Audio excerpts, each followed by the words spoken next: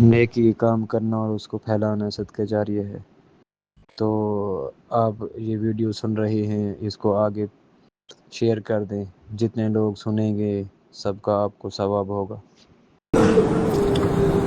اما بعد فقد قال اللہ تبارک و تعالی کما ورد فی سورۃ آل عمران اعوذ باللہ من الشیطان الرجیم بسم اللہ الرحمن الرحیم اذ قال اللہ تعالی یا عیسی ابن مریم وَإِذْ قَالَ اللَّهُ يَا عِيسَىٰ إِنِّي مُتَوَفِّيكَ وَرَافِعُكَ إِلَيَّ وَمُطَهِّرُكَ مِنَ الَّذِينَ كَفَرُوا وَجَاعِلُ الَّذِينَ اتَّبَعُوكَ فَوْقَ الَّذِينَ كَفَرُوا إِلَىٰ يَوْمِ الْقِيَامَةِ وَقَالَ عَزَّ وَجَلَّ كَمَا وَرَدَ فِي سُورَةِ النِّسَاءِ وَقَوْلُهُمْ إِنَّا قَتَلْنَا الْمَسِيحَ عِيسَى ابْنَ مَرْيَمَ وَمَا قَتَلُوهُ وَمَا صَلَبُوهُ وَلَٰكِنْ شُبِّهَ لَهُمْ وَإِنَّ الَّذِينَ اخْتَلَفُوا فِيهِ لَفِي شَكٍّ مِّنْهُ ما لهم به من علم إلا اتباع الظن وما قتلوه يقينا وقال عز وجل كما ورد في سورة المائدة وكنت عليهم شهيدا ما دمت فيهم فلما توفيتني كنت أنت الرقيب عليهم وأنت على كل شيء شهيد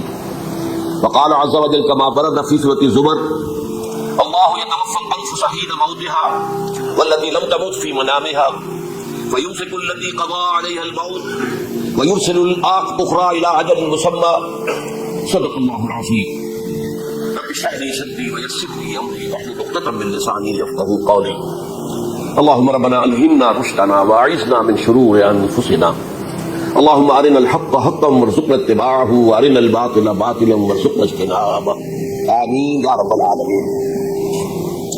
آپ کے علم ہے کہ آج میں وفات مسیح کے موضوع پر گفتگو کروں گا۔ اس کے پس منظر کے ضمن میں چند باتیں آپ کو بتانا چاہتا ہوں۔ نمبر ایک تو یہ کہ جتنے بھی فتنے اٹھے ہیں امت میں اور جو اب بھی اٹھ رہے ہیں وہ سلسلہ ختم ہونے والا تو نہیں ہے۔ ثلاثون دجالون کذابون چلتا رہے گا قیامت تک۔ ان میں مشترک بات یہ ہوتی ہے کہ وہ کسی ایسے مسئلے کو جس پر کہ موجودہ الوقت حالات جو ہوتے ہیں ان کے مطابق فضا سازگار ہوتی ہے اور اس کا کوئی جذباتی پہلو بھی ہوتا ہے، لیکن جو امت کے اجماع کے خلاف ہوتا ہے اس پر ڈیرا لگاتے ہیں، اس پر گفتگو کرتے ہیں، اس کو لوگوں کے منوا لیتے ہیں۔ اس کا نتیجہ کیا ہوتا ہے کہ چونکہ وہ چیز مجمع علیہ ہوتی ہے، امت کا اجماع ہے 1400 برس، اب اگر اس شے کو انہوں نے غلط ثابت کر دیا اپنے زوم میں اور عام لوگوں سے کہ جو صاحب علم نہیں ہے، کہ جو نہیں سمجھ سکتے بات کو، اس سے منوا لیا، اس کا مطلب ہے کہ اب اس شخص کے معتقد ہو گئے اور اسلاف سے منحرف ہو گئے کہ یہ تو بیوقوف سے سب لوگ، یہ سارے ہمارے علماء، یہ سارے محدثین، یہ سارے مفسرین، یہ سب بیوقوف تھے، یہ بات نہیں کر سکے۔ یہ ہے وہ شخص، یہ مجدد وقت ہے جس نے یہ بات کہی۔ اس کی ایک مثال یہ ہے وفات مسیح کا معاملہ۔ اس کی ایک مثال میں آپ کو دیتا ہوں، دوسرا فطرہ، وہ بھی غلام احمد کے نام سے شروع ہوا، غلام احمد پرویز۔ وہ یتیم پوتے کی وراثت کا مسئلہ لے کر کھڑا ہو گیا۔ جیسے یہ غلام احمد قادیانی وفات مسیح کا کیسے ہو سکتا ہے کہ ہمارے نبی جو ہے وہ تو فوت ہو کر زیر زمین دفن ہو گئے اور یہ عیسیٰ جو ہے یہ آسمان پر اٹھا دیے، کیسے ممکن؟ اب ظاہر بات ہے عام آدمی جو ہے مسلمان جس کی وجود سے محبت ہے، حضور کے دل میں تعظیم ہے، عظمت ہے، عقیدت ہے، وہ اس جال میں پھنس جائے گا۔ پھر وہ اپنے دلائی کے ساتھ اس کو جو ہے وہ، اور کیونکہ ماحول بھی جو میں سب عرض کروں گا کہ اس کے موافق ہو جاتا ہے اس وقت۔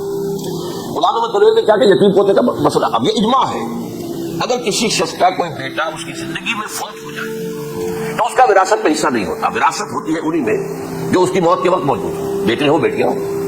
اب اگر جو فوت شدہ بیٹا ہے اس کے کوئی یتیم بچے ہیں، اب اس میں بڑی ایک جو ہے دلیل دیکھیے، یتیم بچے بیچارے وہ محروم ہو گئے، یتیم بچوں کا تو زیادہ حق ہونا چاہیے۔ تو یہ تو قانون جو ہے اگر یہ اس پر اجماع ہے تو پھر وہی بات یہ سب بیوقوف لوگ ہیں اور یہ تو بڑے سخت دل سنگ دل لوگ ہیں جنہوں نے یہ بات گھڑ رکھی ہے۔ یہ میں نے آپ کو دو مثالیں دی۔ اب ظاہر بات ہے کہ جو اسلام کا قانون میراث ہے، قانون وراثت ہے، اس کی جو بنیادیں ہیں، اس کے کچھ اصول ہیں، ان اصولوں پر وہ کھڑا ہے اور اس کے مطابق جو فیصلہ ہے وہ ہے۔ تو بہرحال یہ میں نے آپ کو مثال دی ہے کہ کسی ایسے مسئلے کو لے کر اس پر ڈیرا لگا دینا، مورچہ بنا دینا، اس سے اپنی عقیدت پیدا کر دینا، اسلاف سے برگشتہ کر دینا، یہ کوئی لوگ سمجھدار نہیں تھے، یہ بیوقوف لوگ تھے، جاہل لوگ تھے۔ اچھا، اب اسی پس منظر میں سمجھیے کہ 19ویں صدی کے اواخر میں کیا صورتحال ہندوستان میں ہو گئی تھی۔ انگریز آ گیا تھا اور 1857 کے بعد اس کی براہ راست حکومت قائم ہو گئی تھی۔ اس سے پہلے 1757 سے 1857 تک جو بھی حکومت تھی ایک تو پورے ہندوستان پر نہیں تھی، لیکن یہ کہ جو بھی تھی وہ ایسٹ انڈیا کمپنی کی تھی، تاج برطانیہ کی نہیں تھی۔ 1857 کے بعد حکومت قائم ہو گئی۔ اب ظاہر بات ہے کہ جب انگریزوں نے فتح کیا ہمیں تو ہم پر روب طاری ہوا کہ نہیں۔ پھر جو زندہ قومیں ہوتی ہیں ان میں کچھ اچھے اوصاف ہوتے ہیں، ان کے اندر فرض شناسی ہے، ان میں دیانتداری ہے، انگریز ڈپٹی کمشنر تھا, 9 بجے کا وقت ہے تو ٹھیک 9 بجے دفتر میں موجود ہوگا. ہمارے لوگ جو آ رہے ہیں لیٹ آرام سے, لیکن یہ ہے کہ ان کی یہ چیزیں جو ہوتی تھی پھر بات اگر کی ہے تو اس کو پورا کیا ہے, تو اس حوالے سے ان کا روک ہوتا ہے. اسی طور پر اس زمانے میں ایک صورت یہ پیدا ہو گئی کہ نیوٹن کی فزکس آ گئی. اب معلوم ہوا کہ یہ تو گویا کہ آسمان کی وحی سے بھی زیادہ معتبر ہے. سائنس سے جو بات ثابت ہو جائے بس وہ حق ہے, اور جو ثابت نہ ہو سکے وہ ایسے ہی ہے, وہ تو گویا کہ اوہام ہے, ان کی کوئی حیثیت نہیں. اب اس زمن میں کیا ہوا, اس وقت جو ہے سر سید احمد خان ایک شخصیت ابھری. انہوں نے جب دیکھا کہ اسلام کی بہت سی چیزیں جو ہے وہ سائنٹیفک جو انداز فکر ہے اس میں فٹ نہیں بیٹھتی. یہ فرشتے کس بلا کا نام ہے, سائنس کو نہیں بتاتی ہمیں. لہٰذا انہوں نے کہا فرشتہ کوئی نہیں ہے. یہ فورسز آف دی نیچر کو فرشتہ کہہ دیا گیا. یہ جن کیا بلا ہوتے ہیں, کوئی جن میں نہیں ہے. وہ تو سائنس کی اس میں تو نہیں آتے, دکھائی نہیں دیتے, کوئی جن نہیں ہے. یہ تو جو مشتعل مزاج کے لوگ ہوتے ہیں انسان, ان کو جن کہہ دیا گیا کہ وہ آگ سے پیدا ہوئے. جیسے ہم کہہ دیتے ہیں فلاں شخص غصے میں آگ بگولا ہو گیا, تو آگ تھوڑی ہو جاتا. یہ تو استعارہ ہے. اس طرح یہ جو موجودات ہیں یہ کوئی شے نہیں, ان کی بھی فزیکل توجیحات. یہ حضرت موسیٰ جب پار ہوئے اپنی قوم کو لے کر سمندر کے, تو یہ کوئی معجزہ نہیں تھا. یہ کوئی حضرت موسیٰ کی ضرب کی وجہ سے پھٹا نہیں تھا سمندر, بلکہ وہ تو مد و جزر کا معاملہ تھا. جس وقت سمندر اترا ہوا تھا, جزر میں تھا, تو موسیٰ اپنی قوم کو لے کر گزر گئے. جب فرعون آیا اپنے لشکر کے ساتھ تو سمندر مد پر آ گیا, چڑھایا, لہٰذا وہ ہلاک ہوئے. تو معجزات کا ان تمام کے اندر ایسی فضا پیدا ہو گئی تھی کہ جو عقلی اور سائنٹیفک, عقلی سے آگے بڑھ کر, ایک تو عقلی ہوتا منطقی, ایک ہے عقلی سائنٹیفک, کہ اس کے حوالے سے جو چیز اسلام کی فکر نہیں بیٹھی, جیسے کہ آپ کہتے ہیں راؤنڈ پیگ ان اسکوئر ہول اور اسکوئر پیگ ان راؤنڈ ہول. اب اسکوئر پیگ ہے, راؤنڈ ہول ہے, تو آپ کو اس کے کونے تراشنے پڑیں گے تب وہ اس ہول میں جائے گا. لہٰذا انہوں نے وہ کونے تراشے, اسی کے طرف پکڑے چلے ہیں. جو آپ کو معلوم ہے علامہ مشرقی, انہوں نے بھی جب شروع کیا اپنا دھندا, تو ان کے پہلے کتاب سے کیا تھے, مولوی کا غلط مذہب نمبر 1, مولوی کا غلط مذہب نمبر 2, مولوی کا غلط مذہب نمبر 3, چھوٹے چھوٹے کتاب کی شائع کر رہے ہیں. مولویوں سے علماء سے برگشتہ کر دیا. اب معلوم ہوا کہ یہ شخص ہے مجدد وقت, یہ مولویوں شولویوں کے پاس نہیں ہے. اسی کا معاملہ پھر انکار حدیث کی شکل میں آیا, جن میں ایک بڑی شخصیت جو وہ نام غلام احمد کی, غلام احمد پرویز, کیونکہ اللہ تعالیٰ نے اسے صلاحیت دی تھی, اچھا انشا پرداز تھا, لکھنا اچھا آتا تھا, بولتا بھی اچھا تھا. تو ظاہر بات ہے فتنہ وہی سب پیدا کر سکتا ہے جو باصلاحیت ہو. جس میں کوئی صلاحیت نہیں وہ کیا فتنہ پیدا کرے گا, وہ نہ دنیا میں کوئی ترقی کرے گا, نہ دین میں کرے گا, نہ فتنہ انگیزی کر سکے گا. وہ تو جیسا بھی ہے معاملہ عام معمول جو ہے لوگوں کا, جیسی بھیڑ چال چل رہی ویسے چل جائے گا. تو اس فضا میں اصل میں غلام احمد پرویز نے جو ڈیرا لگایا وہ وفات مسیح پر تھا. یہ سب غلط ہے. یہ کہ مسیح زندہ گواس بات پر اٹھا لیے گئے, کیسے ممکن ہے؟ ممکن ہے کوئی ایسا ہونے بات ہے, سائنس اس کو مان سکتی ہے. وہ تو اصل میں ٹھیک ہے. ان کا کہنا کیا ہے کہ مسیح کو سولی پر چڑھایا گیا تھا, لیکن وہ اس پر مرا نہیں, فوت نہیں ہوا, موت واقع نہیں ہوئی. پھر جب اس کو اتار لیا گیا تو زخمی تھا, مجروح تھا, لیکن تھا سکتا. پھر اس کو غیر میں بخار میں رکھ دیا گیا. پھر اس کے جو معتقدین تھے انہوں نے اس کی مرہم پٹی کی, اس کا علاج کیا. پھر وہ ٹھیک ٹھاک ہو کر پھر وہ وہاں سے چلا گیا, وہاں چھوڑ گیا اپنے اس شہر کو, یروشلم کو, اور اس ملک کو, فلسطین کو, اور پھر وہ آ گیا کشمیر میں.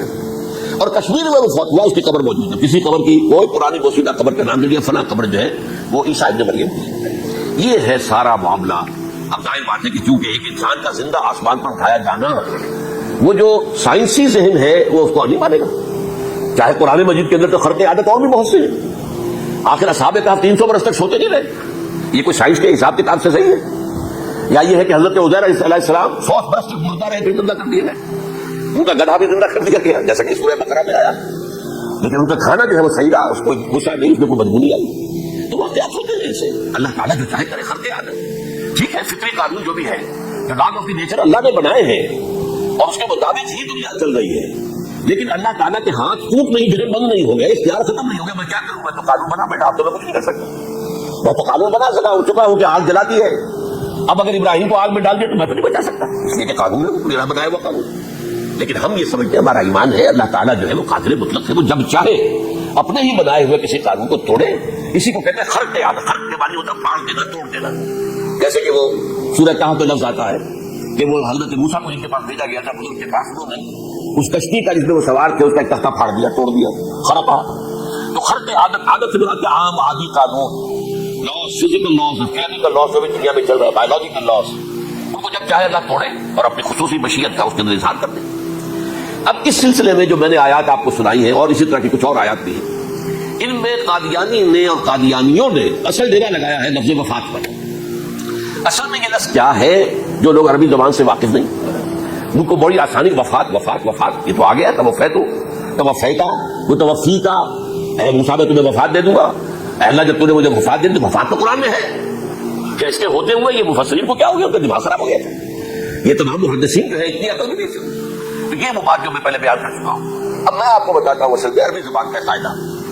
عربی زبان کے اندر ایک سے حرفی روٹ ہوتا ہے، اس سے الفاظ بنتے چلے جاتے۔ مختلف کھانوں میں پانی ہے، پانی کو آپ نے گلاس میں ڈال دیا کوئی اور شیپ ہو گئی، کپ میں ڈالا کوئی اور شیپ ہو گئی، اب تشت میں ڈالا کوئی اور شیپ ہو گئی، شیپ تو بنا جائے ہے تو وہی پانی۔ تو اسی طریقے سے مثلاً میں مثال دے رہا ہوں آپ کو، علم یعلم، علم کسی شے کو جان لیا، عالم یعلم اعلاما کسی کو کچھ بتا دیا، علم خود جان لیا، اور عالم یعلم اعلاما کسی کو کچھ بتا دینا، علم یعلم تعلیما کسی کو کوئی بات بڑی اچھی طرح ذہن نشین کرانا، بار بار دہرانا، سمجھا دینا، یہ تعلیم ہو گئی۔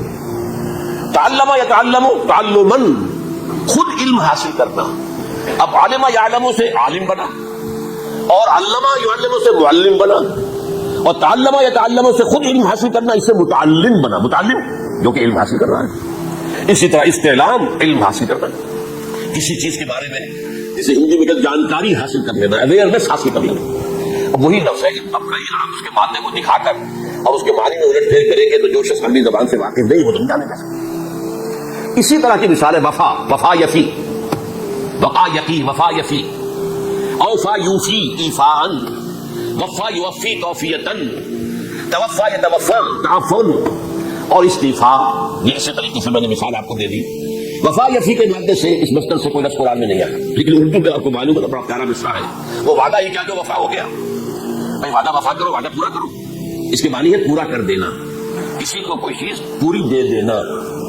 اور اس کے بعد اوفا یوفی، اس کی معنی بھی وہی ہے بھرپور، اس سے بنے گا اوفو بعہدی یوف بعہدکم۔ یہ جو سورہ بقرہ کے 5 رکوع میں آیا ہے، یہودیو تم میرے عہد کو پورا کرو تو میں تمہارے عہد کو پورا کروں گا، تم میرے عہد کو پورا کرو، میں نے تم سے عہد لیا تھا کہ جو رسول نبی امی آئیں گے، نبی رسول امی، اس کو تمہیں ماننا ہے، اس کو ساتھ دینا ہے، اوفو بعہدی، اب اس عہد کو پورا کرو، اوف بعہدکم، تو میں تمہارے ساتھ برکات خیرات جیسی پہلے رہی ابھی باقی رکھوں گا۔ وفا یوفی پورے اہتمام سے پورا کر دینا، کسی کو دے دینا سب چیز پورے اہتمام کے ساتھ، جیسے علم یعلم، پورے اہتمام کے ساتھ درجہ بدرجہ ایک بات ذہن نشین کرنا، یوفی اس کا جیسے ابراہیم الذی وفا، ذرا اس ابراہیم کا تذکرہ کرو جس نے سارے تقاضے جو اللہ کے تھے پورے کر دیے، بھرپور، جو امتحان آیا اس میں وہ ثابت قدم نکلے۔ توفا یتوفا، یہ آیا کسی شے کو پورا پورا لے لینا، اب ایک ہے پورا پورا دے دینا، ایک ہے پورا پورا لے لینا، ایک ہے کسی کو علم دینا، علم یعلم تعلیما، کسی کو پورا دینا، وفا یوفی توفیتن، کسی سے علم حاصل کرنا، تعلم یتعلم تعلما، کسی سے پورا پورا لے لینا ہے، توفا یتوفی، اور اسی طرح استعفاء، کسی سے پورا لے لینا۔ یہ لفظ آیا ہے ویل للمطففین الذین اذا اکتالوا علی الناس یستوفون واذا کالوہم ووزنوہم یخسرون۔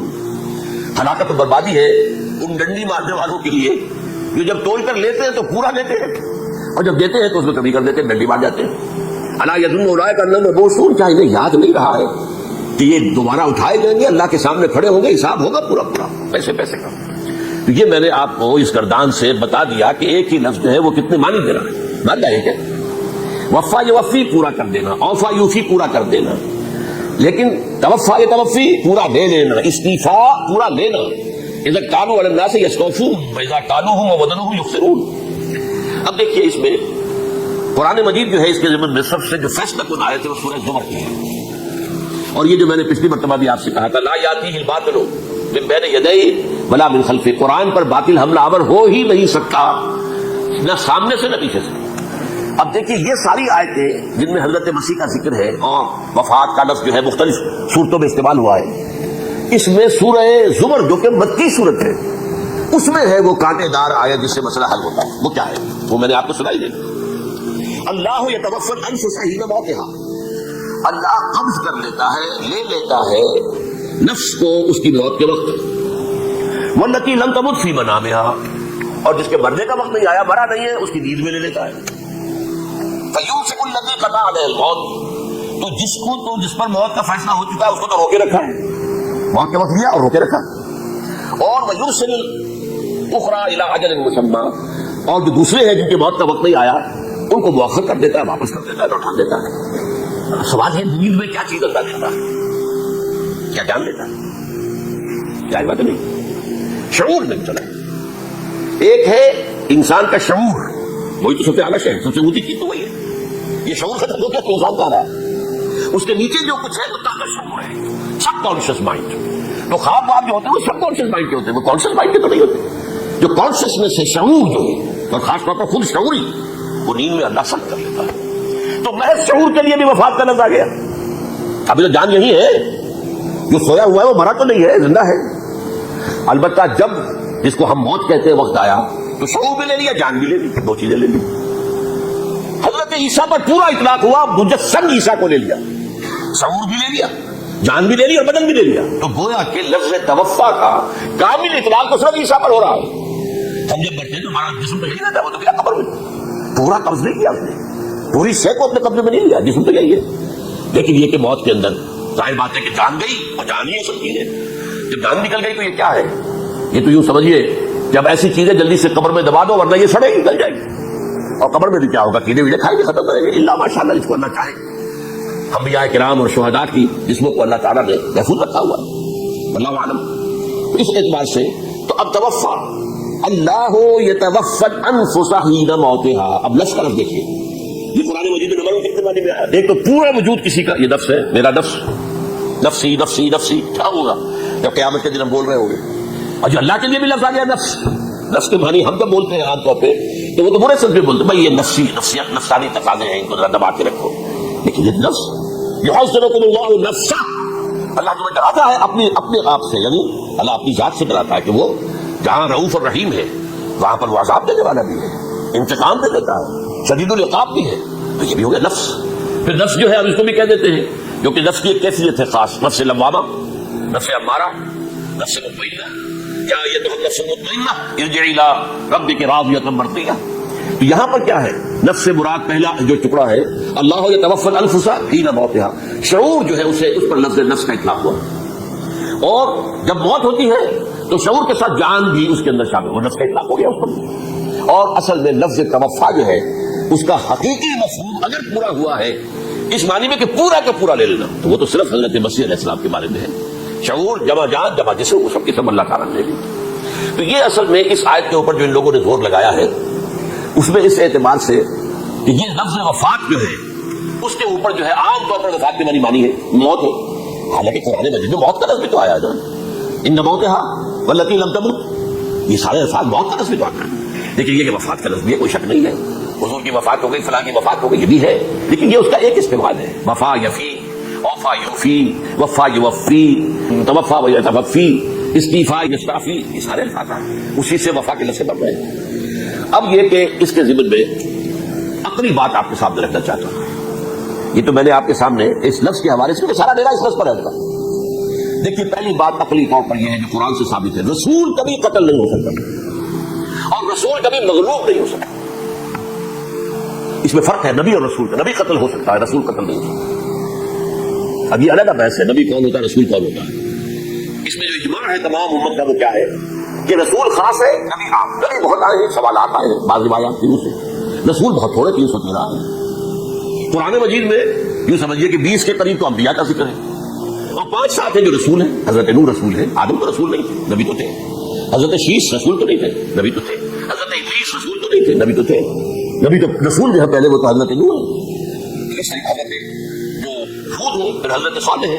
اس حوالے سے نبی اور رسول کے فرق کو سمجھیے تو قرآن کہتا ہے کتب اللہ لاغلبن انا ورسلی، اللہ نے طے کر دیا، لکھ دیا، میں اور میرے رسول غالب آ کر رہیں گے، رسول مغلوب نہیں ہو سکتے۔ نمبر 2، وَلَقَدْ سَبَقَتْ كَلِمَتُنَا لِعِبَادِنَا الْمُرْسَلِينَ أَنَّهُمْ هُمُ الْمَنْصُورُونَ وَأَنَّ جُنْدَنَا لَهُمُ الْغَالِبُونَ، یہ بات ہمارے طرف سے طے کی جا چکی ہے، پہلے سے طے ہو چکی ہے، پہلے سے معین قانون ہے اپنے ان رسولوں کے بارے میں جنہیں ہم نے بھیجا، رسولوں کے نبیوں کے بارے میں نہیں، کہ وہی منصور ہوں گے، ان کی مدد کی جائے گی لا محالہ، اور ہمارا جو لشکر ہوگا یعنی رسول کے ساتھ جو لوگ ہوں گے وہ اللہ کا لشکر ہے، وہ حزب اللہ ہے۔ وَأَنَّ جُنْدَنَا لَهُمُ الْغَالِبُونَ، لازماً وہ غالب ہو کر رہیں گے۔ یہ دو چیزیں جو ہے قرآن مجید کے اندر یہ دو آیات اس سے قطعی ہے کہ رسول کبھی مغلوب نہیں ہو سکتا، رسول کبھی قتل نہیں ہو سکتا۔ اب عجیب بات دیکھیے سورہ آل عمران میں، کیونکہ حضرت عیسیٰ کے ساتھ حضرت یحییٰ بھی موجود ہے. حضرت یحییٰ حضرت مریم کے خالہ زاد بھائی تھے، حضرت زکریا کے بیٹے تھے. سورہ آل عمران اور سورہ مریم دونوں میں آپ دیکھتے ہیں کہ پہلے یحییٰ کا ذکر ہوتا ہے پھر عیسیٰ کا ذکر ہوتا ہے. یہاں ماشاء بھی تھے لیکن یہ کہ سینئر تھے حضرت یحییٰ.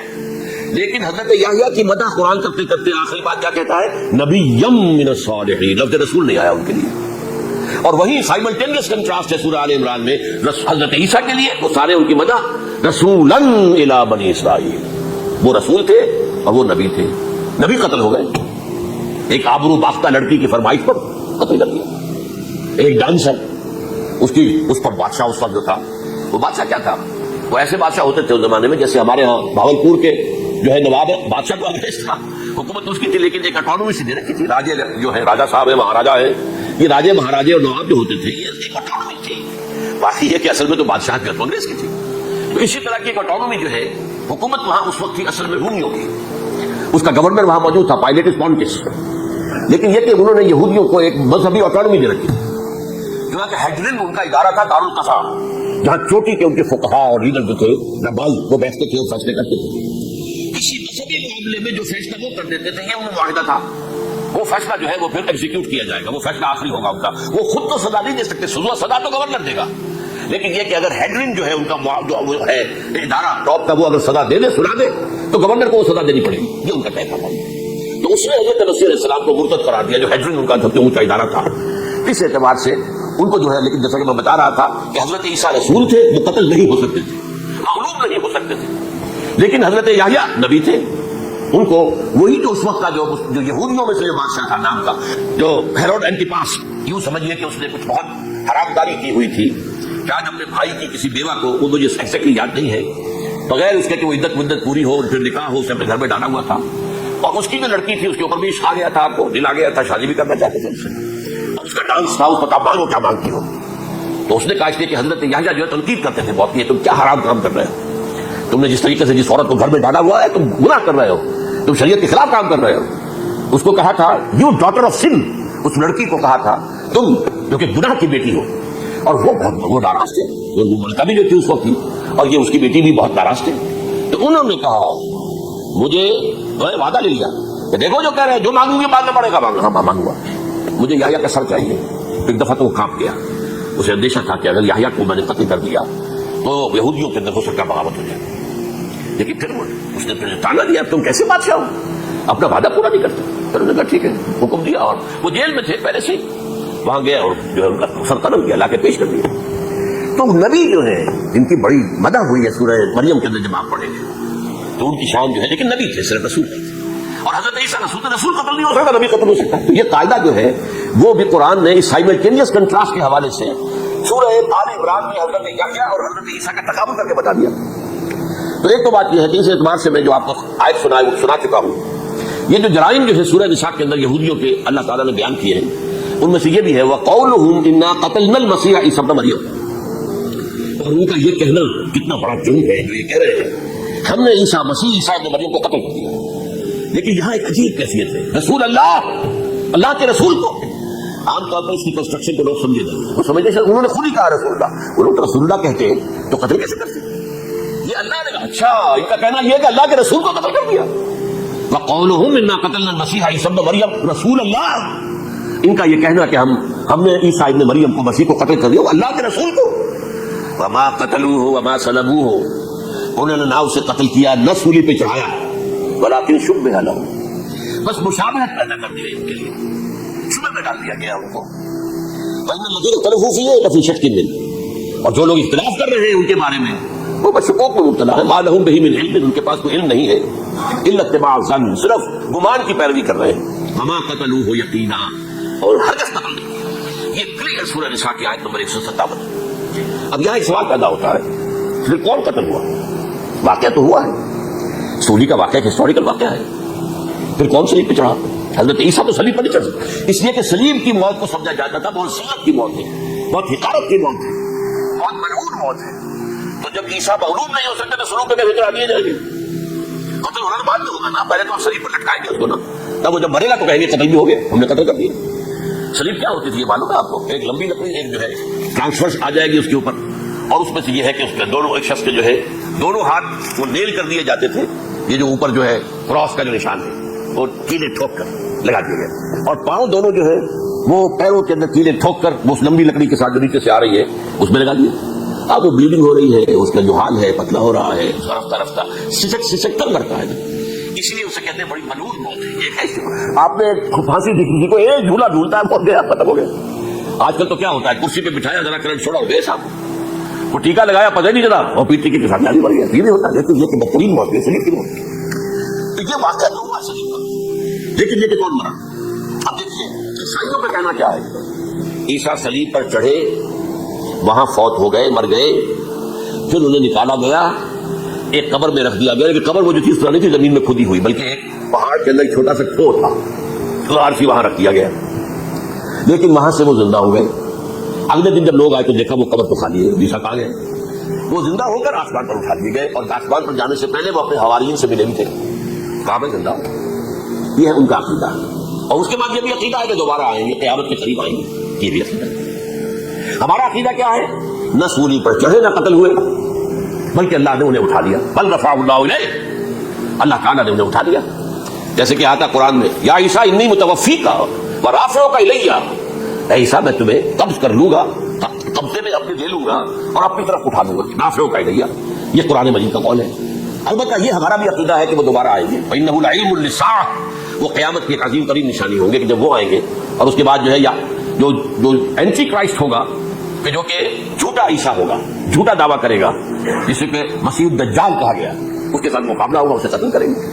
اور تمام یہودی اس کے بعد قتل ہو جائیں گے، جو بھی اس وقت تک کفر پر قائم رہے گے. اگر ان میں سے کوئی اس وقت حضرت عیسیٰ پر ایمان لے آئے تو وہ سچ بن گیا، باہر آ گیا. یہ ہے یہود، ان کا جو ہے قادیانیوں کا وہ عقیدہ کیا ہے. سولی پر تو چڑھا، گویا کہ ذلت والی بات تو ہو گئی، مغلوب تو ہو گیا. قرآن کی نصیحت پہلے وما صلبوہ وما قتلوہ، تو گویا کہ سولی پر چڑھ گیا تو وہ بدترین جو ہے تکلیف، مصیبت، مشقت وہ ساری تو آ گئی، مغلوبیت تو آ گئی. لیکن یہ کہ اس کے بعد کہتے ہیں مرا نہیں، وہ ابھی وہ سسک ہی رہا تھا کہ اتار دیا گیا. اس کے بعد اس کے جو ساتھی تھے، ہماری تھے، انہوں نے مرہم پٹیاں کی. پھر وہ ٹھیک ہو کر چلا گیا کہیں اور، ہجرت کر گیا اپنی قوم سے جو ان کے خیال میں کشمیر تھی، اور یہاں آ کر وہ ان کا بھی موت مر گیا. بات اللہ خاص ختم کا بات. ہم کیا کہیں، ہم تو صرف یہ کہتے رہے ہیں 1300 برس تک ہم نے یہ کہا ہے کہ ہمارا ایمان ہے قرآن پر کہ ان پر نہ صلیب لیے گئے نہ قتل ہوئے، انہیں اٹھا دیا گیا. کب اٹھا یہ ہمیں معلوم نہیں تھا، کس مرحلے پر اٹھا یہ ہمیں معلوم نہیں تھا. پھر سولی پر کون چڑھا یہ ہمیں معلوم نہیں تھا. لہٰذا کسی تفسیر میں آپ کو نہیں ملے گا، کہیں نہیں، نہ قرآن میں ہے، نہ حدیث میں ہے، نہ کسی تفسیر میں. یہ تو پچھلی صدی کے دوران جو پوپ کی لائبریری ویٹیکان میں اس سے ایک نسخہ برآمد ہوا، انجیل برنباس. اور یہ بھی آپ کو معلوم ہوتا ہے کہ انجیلیں 104 تھیں، جن میں سے 4 جو ہے سلیکٹ کی گئی ہیں. 100 انجیلیں اور ہیں جنہیں وہ اپوکریفل کہتے ہیں، غیر مستند انجیلیں، اپوکریفل. اور یہ ہے کینونیکل، قانونی. یہ ہے کہ جو مستند ہے 4، لیکن جو 100 اور ہیں ان میں سے ایک یہ بھی ہے برنباس. اور برنباس کے بارے میں عیسائی مانتے ہیں کہ وہ بھی حضرت عیسیٰ علیہ السلام کے حواریین میں سے ایک تھے. وہ انجیل نکل آئی، اب وہ چھپ بھی گئی.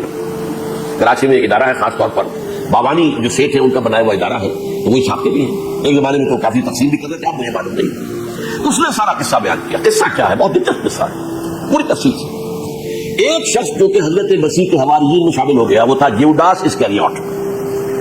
یہ شخص اصل میں تھا ایک زیر زمین تنظیم وہاں چل رہی تھی، زیلوس انڈر گراؤنڈ موومنٹ، تاکہ ہم رومنوں کی حکومت یہاں سے ختم کریں اور اپنی پوری حکومت اور آزادی حاصل کریں.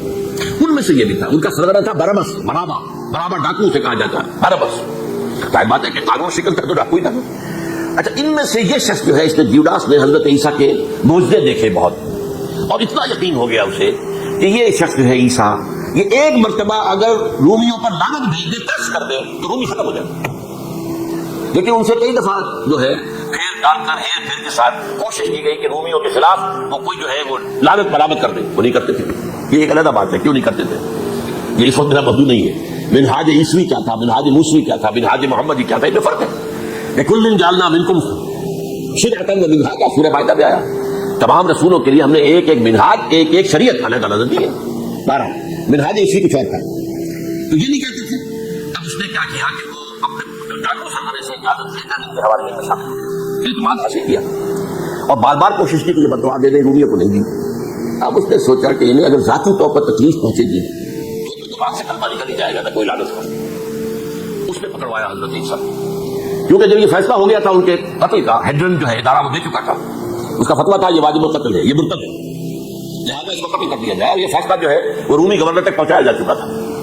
رومی گورنر یہاں تک کا یہ سینٹ جو متھی کی انجیل ہے موجود ہے، بھائی ہمارے پاس تو اس کا کوئی جرم نہیں ہے، ہمارے ہاں کوئی ایسی بات اس کی نہیں ہے جس سے کہ اسے واجب القتل قرار دیں۔ ان کا نہیں، ہمارا حکم ہے، ہمارا فیصلہ تمہارا طے ہے، چاہے مذہبی معاملے میں کوئی فیصلہ ہمارا ہوگا تو تمہیں جو ایگزیکیوٹ کرنا ہوگا۔ بہرحال اس وقت حضرت مسیح روپوش ہو گیا گرفتاری سے بچنے کے لیے۔ ایک باغ میں تھے وہ، وہاں پر رات کے وقت انہوں نے اپنے حواریین کے ساتھ لاسٹ سفر کہتے ہیں اس کو، لاسٹ سفر کھانا کھایا، آخری کھانا تھا، اور اس کے بعد اس نے فرمایا آج کی رات تم میں سے ایک میرے خلاف غداری کرے گا۔ یہ کہہ کر حضرت مسیح تو ایک کوٹڑی میں چلے گئے، جو ہوتی ہے باغ کے اندر، کوئی کھرپے ان پہ جو ہے، کوئی وہاں پہ کسیاں رکھی ہوئی، تو اس میں خود جا کر عبادت میں مصروف ہو گئے۔ اپنے حواریین سے کہا کہ تم بھی عبادت کرو، وہ حواریین سو گئے۔ اب یہ اسکریوٹ جو ہے یہ اٹھا، یہ گیا رومیوں سے جا کر کہا میں پہنچا دیتا ہوں، عیسیٰ تک پکڑوا دیتا ہوں، آؤ میرے ساتھ۔ 30 ان کے آدمی آئے، مجھ سے کہا باغ کے باہر کھڑے رہو تم، میں اندر جاؤں گا، تھوڑی دیر کے بعد تم آنا، جسے میں کہوں اے میرے استاد، پکڑ لینا اسی کو۔ یعنی حکومت کو معلوم نہیں تھا یہ کون ہے عیسیٰ، لیکن یہ کہ یہودیوں کو معلوم تھا نا۔ ہوا کیا کہ وہ جب اندر آیا ہے اور کوٹڑی میں داخل ہوا، اسی وقت اس کی شکل بدل دی گئی حضرت مسیح کی، شبہ لہ، مشابہت پیدا کر دی گئی، شبیہ بدل دی گئی، اور چھٹ پھٹی 4 فرشتے اترے اور حضرت مسیح کو لے کر آسمان پر چلے گئے۔ تو باہر آیا وہ، تو جیسے ہی وہ یہ باہر آیا وہ باقی ہماری جان گئے، ہمارے استاد اسی وقت جو ہے وہ رومی داخل ہو گئے، تو پکڑ لیا۔ تو اصل میں گرفتار ہوا ہے برنباس کی انجیل کے مطابق یوڈاس اسکریوٹ، وہ سولی چڑھا ہے۔ لعنتی موت اس پر آئی، کیوں آئی ہے؟ غداری کی اس نے، بٹرے کیا حضرت مسیح علیہ السلام کو، تو وہ تو مشرک تھا، کوئی جرم نہیں تھا۔ اگر عیسیٰ کی جگہ کسی اور کو دے دیا جاتا ایسے کسی کو پکڑ کر تو وہ تو ظلم ہو جاتا نا، اس کا کوئی جرم نہیں تھا، تو یہ تو واقعی مجرم تھا۔ وہ سولی چڑھا ہے اور حضرت عیسیٰ کو اٹھا لیا۔ یہ ہے وہ ساری تفصیل جو کہ انجیل برنباس کے اندر موجود ہے، the gospel of our lord according to saint Barnabas, یہ اس کا نام ہے، ایونجیلیم برنابے، یہ جو ہے یونانی زبان میں اس کا نام ہے، یہ لیٹن میں۔ اور یہ ہے معاملہ، تو پہلی بات تو یہ ہے کہ عقلی طور پر رسول نہ مغلوب ہو سکتا ہے نہ قتل ہو سکتا ہے، ہمارا عقیدہ ماں صلبوہ وما قتلوہ۔ لیکن اگر یہودی، اگر جو قادیانی مانتے ہیں سولی چڑھ گئے تو صلیب تو ہو گئی، قرآن کی نفی تو ہو گئی، ہاں مرا نہیں، یہ دوسری بات ہے۔ دوسری بات یہ ہے کہ رسولوں کے باب میں اللہ کا قانون کیا ہے۔ اگر کسی قوم کی طرف رسول کو بھیجا اور اس قوم نے بحیثیت مجموعی انکار کر دیا، رد کر دیا، ریجیکٹ کر دیا، پوری قوم ہلاک، اور رسول اور اس کے جو چند ساتھی ایمان لے آتے تھے وہ وہاں سے ہجرت کر کے چلے جاتے تھے۔ لیکن ہجرت کر کے جاتے تھے تو اس کے بعد کسی اور مقام پر کریں گے اہل نظر تازہ بستیاں آباد، پھر وہاں پر ایک اور انہوں نے جو ہے اپنا مرکز بنایا، ایک نئی امت کھڑی ہو گئی۔ اس کی سب سے بڑی مثال کیا ہے؟ قوم عاد ختم ہوئی حضرت ہود علیہ السلام کو ریجیکٹ کرنے کے باعث، ہلاک کر دی گئی۔ حضرت ہود علیہ السلام اپنے ساتھیوں کو لے کر، یہ قوم عاد تھی عرب کا جزیرہ نما، عرب کے جنوبی علاقے کے اندر جو صحرا ہے، بہت بدترین صحرا ہے، عروب الخالی جسے کہ خالی، وہاں کوئی زندگی کے آثار ہے ہی نہیں، نہ کوئی پتی ہے، نہ کوئی گھاس ہے، نہ کوئی انسان ہے، نہ کوئی حیوان، کوئی نہیں، عروب الخالی بدترین صحرا ہے۔ وہ صحرا ایسا ہے کہ اس کے اندر کوئی چیز ٹکتی نہیں، جو چیز اوپر ہوگی وہ دستی چلی جائے گا، اندر چلی جائے گی، ورنہ عام صحرا کے اندر اس کے اوپر اونٹ بھی چلتا ہے، انسان بھی چلتے ہیں، لیکن اس میں نہیں۔ تو یہاں پر قوم عاد جو ہے آباد تھی، اور اب جو ہے وہ سیٹلائٹ سے دیکھ لیا گیا ہے کہ قوم عاد کا جو بڑا بادشاہ تھا شداد، اس نے جو جنت بنائی تھی وہ موجود ہے زیر زمین، اسی صحرا کے نیچے دفن شدہ موجود ہے۔ اس کو کہا گیا ہے الم تر کیف فعل ربک بعاد ارم ذات العماد التي لم يخلق مثلها في البلاد، ایسے ایسے ستونوں والا جیسے کبھی پہلے دنیا میں بنی نہیں تھی، وہ قوم عاد کی بڑی زبردست قوم تھی، قوم جبارین، لیکن یہ کہ اس کے بعد ہلاک ہوئی۔ اب حضرت ہود اپنے مسلمان ساتھی کو لے کر نکل گئے جزیرہ نما عرب کے مغربی کونے میں جا کر، شمال مغربی کونے میں آباد ہو کر، وہاں ایک نئی قوم پیدا ہوئی، ثمود۔ اب یہ اسلامی بستی بن گئی، لیکن اس کے اندر بھی پھر بعد میں زوال آیا، پھر وہاں نبی بھی آئے، لیکن اس کے بعد یہ کہ آخری رسول بھیجے گئے حضرت صالح، اور وہ بھی ہلاک ہوئے کیونکہ حضرت صالح کو رد کر دی۔ تو یہ میں نے مثال دی ہے آپ کو کہ رسول جو ہے وہ وہاں سے اگر ہجرت کرتا ہے تو ہجرت کر کے وہ یہ نہیں جان بچا کے جا کے گمنامی میں کہیں مر گیا، وہ تو جا کر اپنے ساتھیوں کو لے کر جائے گا اور جا کر جو ہے وہاں پر جو ہے ایک نئی جگہ پر آباد ہوگا، ایک نئی تہذیب ابھرے گی۔ تو یہ تو نہیں ہوا، یہ گمنام ہو کر آ کر کشمیر میں مر گیا تو اس کی کیا حیثیت ہوئی؟ حضرت عیسیٰ علیہ السلام یا تو ہجرت کرتے، یا جب انہیں معلوم ہو گیا تھا کہ میرے قتل کا فتویٰ ہو گیا ہے تو آپ وہاں سے ہجرت کر سکتے تھے، لیکن اپنے ساتھیوں کو تو لے کر جاتے نا، اپنے حواریین کو لے کر جاتے، اور کہتے ہیں 12 حواریین کے علاوہ اور بھی کچھ 70 کے قریب لوگ تھے جو ان پر ایمان لائے تھے، ان کو لے کر جاتے، کسی جگہ اگر آپ آباد ہوتے، وہاں ایک نئی جو ہے بستی بنتی، وہاں مسلمانوں کی ایک آبادی ہوتی، تو ان میں سے کوئی شے بھی نہیں ہوئی، بات ہی ختم ہوئی۔ لہٰذا عقلی طور پر بھی یہ بات ثابت نہیں ہو سکتی، خلاف عقل ہے، قرآن کے اصولوں کے خلاف ہے۔ کہ وہ سولی چڑھے ہو لیکن مرے نہ ہو، پھر اتر گئے تو مرہم پٹی کر دی. اچھا کیا رومیوں کو اور یہودیوں کو پتہ نہیں چلا کہ مریم پٹی ہو رہی ہے اس کی اور عیسیٰ مرا نہیں ہے؟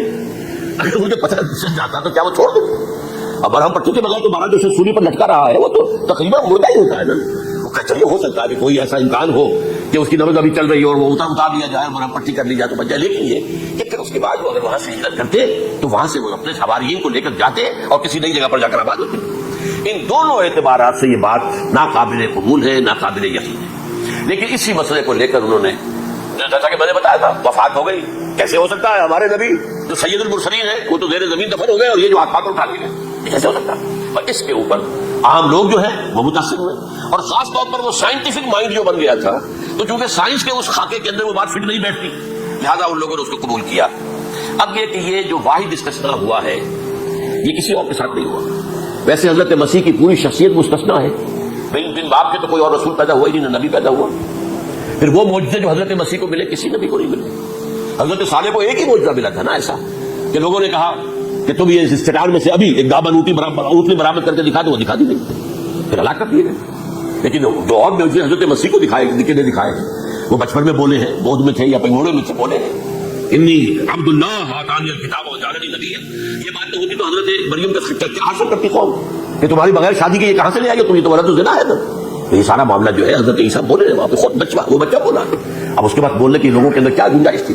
زندہ کو مردہ کر دینا، قوم میں اس دن رہا مردہ زندہ ہو گیا. اور تخلیق حیات، ایک پرندہ بنانا، گانے کا پھونک مارنا، اڑتا ہوا پرندہ بن جائے. ایک کوڑی کے جسم پر ہاتھ پھیرنا اور کوڑ ختم.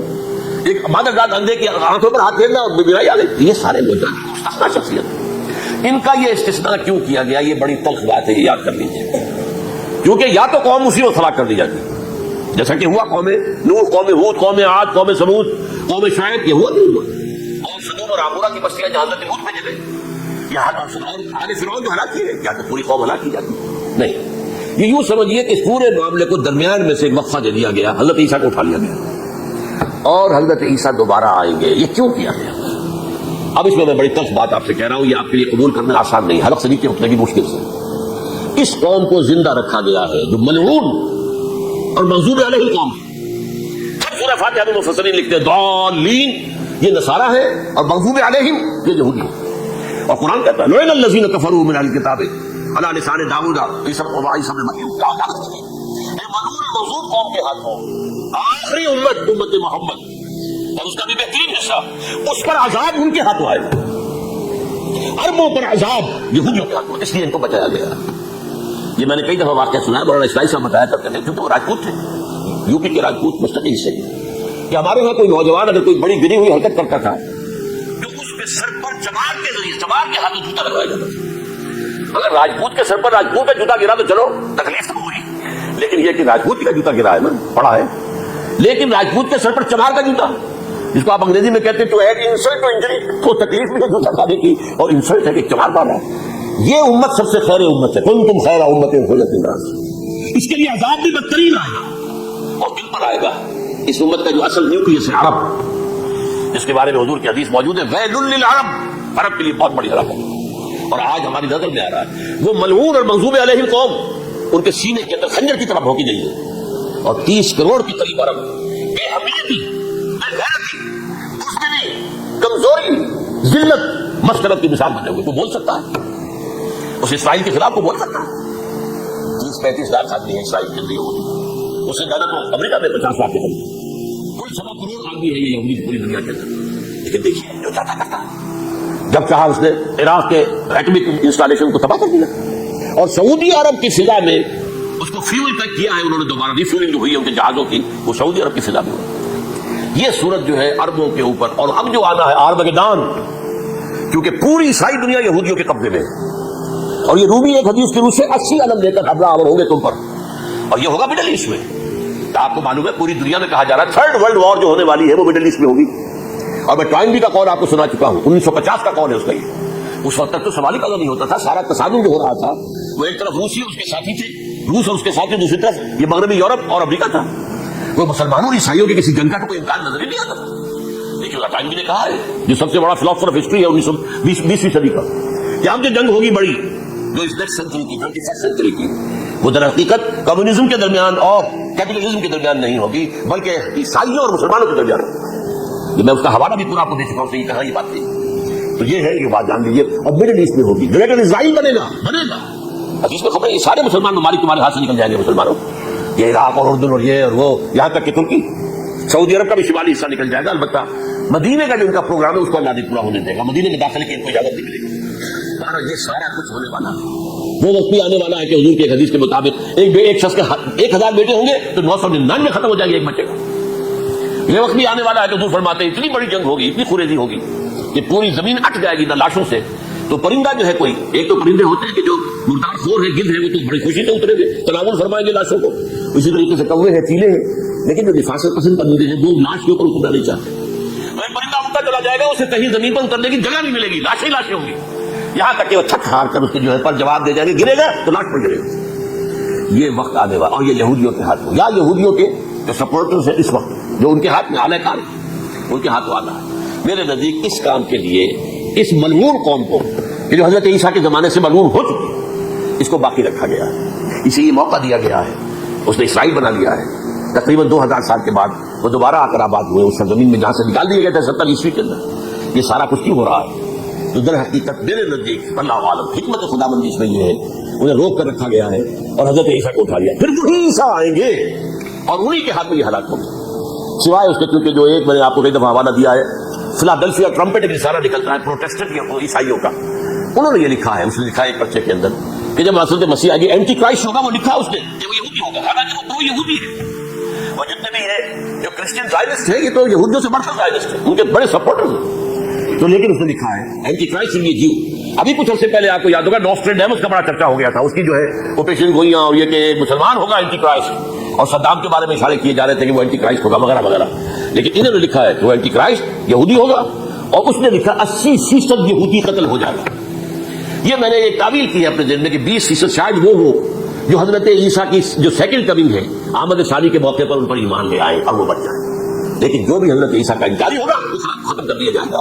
جیسے قوم نوح ختم ہوئی, قوم ہود ختم ہوئی, قوم عاد ختم ہوئی, قوم صالح ختم ہوئی, اسی طریقے سے یہ قانون خداوندی پورا ہونا ہے. بس ایسے ہی ہے جیسے کسی کو پھانسی کا حکم تو ہو گیا ہو لیکن ابھی ایگزیکیوشن نہ ہوئی ہو, ہوتا ہے 2-2 سال 3-3 سال گزر جاتے کہ پھانسی کا حکم ہے لیکن یہ کہ پھانسی نہیں ہو رہی, وہ اپیلوں در اپیلوں معاملہ چل رہا ہے. یہ ہے میرے نزدیک واللہ اعلم, اللہ تعالیٰ نے یہ کوڑا ان مسلمانوں کے لیے رکھا ہوا ہے کہ جن کے رتبے ہے سوا, ان کے سوا مشکل ہے. جتنا اونچا مقام اللہ نے دیا عربوں کو, ان میں حضور کو اٹھایا, ان کی زبان میں اپنا آخری کلام نازل کیا, تو ان کی ذمہ داری بھی بہت ہے. جن کے رتبے ہے سوا, ان کے سوا مشکل ہے. اقول قولی ھذا واستغفر اللہ لی ولکم ولسائر المسلمین والمسلمات.